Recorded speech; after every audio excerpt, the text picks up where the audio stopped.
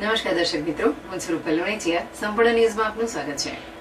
ઉત્તર ગુજરાતમાં કાળઝાળ ગરમી વચ્ચે દિયોદર શહેરમાં ગુરુવારના રોજ વીજ કાપ હોવાથી શહેરીજનો કાળઝાળ ગરમીનો સામનો કરવા મજબૂર બન્યા હતા, જેમાં 7 કલાક જેટલો સમય વેપારીઓએ દુકાન આગળ બેસી વિતાવ્યો હતો.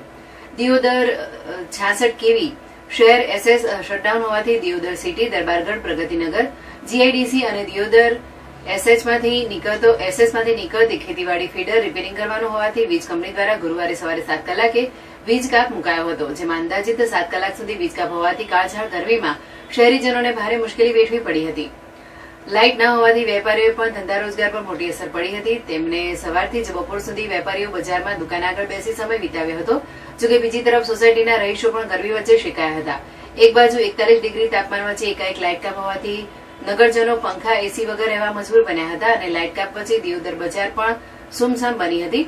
આ બાબતે વેપારીઓએ જણાવેલ કે આવી ગરમી વચ્ચે વીજ કંપની દ્વારા લાઇટનો કાપ આપવામાં આવ્યો છે, જેને લઈ લાઇટ ન હોવાથી ગ્રામ્ય વિસ્તારમાંથી લોકો ખરીદી માટે આવ્યા નથી, જેથી ધંધા રોજગારને પણ અસર થઈ છે અને દુકાન આગળ બેસી અમે સમય વિતાવી રહ્યા છીએ.